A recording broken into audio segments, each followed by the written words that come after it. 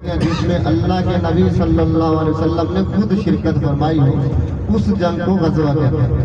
اب دین اسلام کی پہلی جنگ غزوہ بدر، یوم فرقان، جنہیں اللہ نے مسلمانوں اور کافروں کے درمیان فرق کرنے والا دن کہا۔ اب دوسری جنگ جو ہے غزوہ احد، غزوہ بدر کا ریئیکشن ہے، یعنی کفار غزوہ بدر کا بدلہ لینے کے لیے اس مقام پر ہے۔ دیکھیں غزوہ بدر میں 70 کافر مارے گئے، 70 قید۔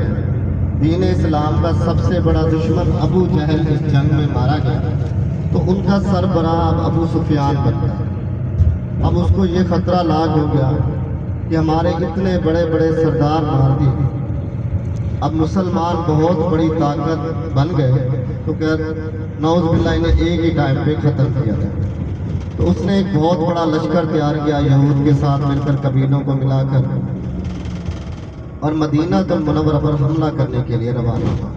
اب اللہ کے نبی صلی اللہ علیہ وسلم کو جب کفار کے لشکر کی خبر ملتی ہے تو اپنے اصحاب کو جمع کیا اور مشورہ طلب کیا کہ یہ جنگ کیسے جیتی تھی، مدینہ شہر کے اندر رہ کر یا مدینہ شہر سے باہر جا کر یہ جنگ لڑی ہے۔ تو ایسے بار اکثریت کی یہ رائے تھی کہ یہ جنگ مدینہ شہر سے باہر جا کر لڑی ہے، گھروں میں رہ کر نہیں۔ تو اللہ کے نبی صلی اللہ علیہ وسلم اکثریت کی رائے کو مانتے ہوئے اپنے 1000 صحابہ کرام، 1000 ساتھیوں کو لے کر غزوہ احد یعنی جبل احد کی طرف روانہ ہوتے ہیں۔ ایسے بات 1000 ہے، جب آدھے راستے میں پہنچتے ہیں، جو منافقین تھے ان کا سردار تھا عبداللہ، اب وہ یہ بہانہ کر کے اس جنگ سے علیحدہ ہوتا ہے کہ میرا مشورہ تو تھا کہ جنگ مدینہ شہر کے اندر گھروں میں رہ کر، اب فوج کیونکہ مدینہ شہر سے باہر جا رہی ہے تو میں اس جنگ سے علیحدہ ہوں۔ تو وہ یہ بہانہ کر کے اپنے 300 منافقین کو لے کر آدھے راستے سے لوٹا۔ اللہ کے نبی صلی اللہ علیہ وسلم اپنے 700 ساتھیوں کو لے کر جبل احد کے مقام پر پہنچے۔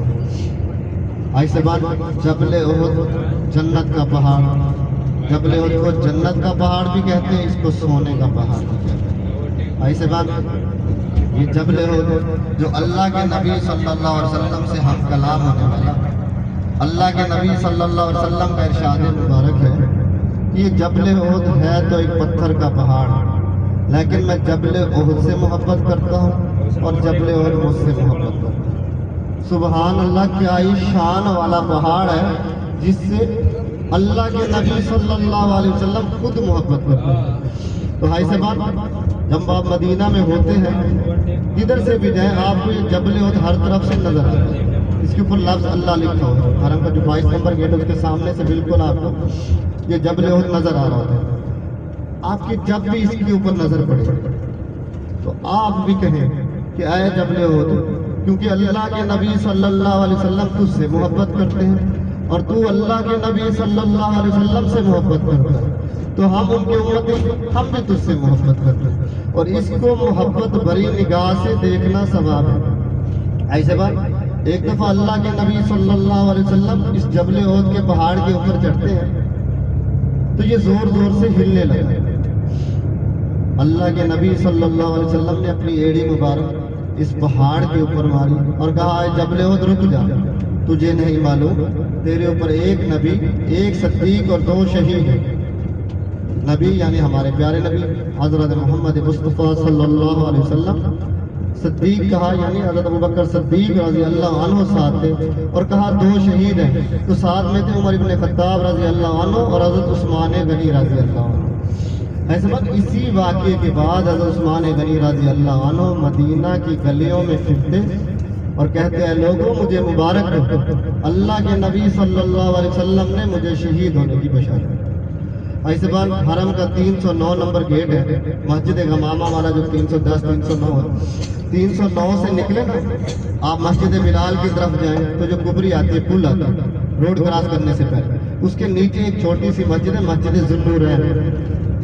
مسجد ذوالنورین حضرت عثمان غنی رضی اللہ عنہ کا گھر تھا اسی مقام پر حضرت عثمان غنی رضی اللہ عنہ کو 17 ذی الحج کو شہید کیا گیا اور اللہ کے نبی صلی اللہ علیہ وسلم کی بشارت سچ ہے۔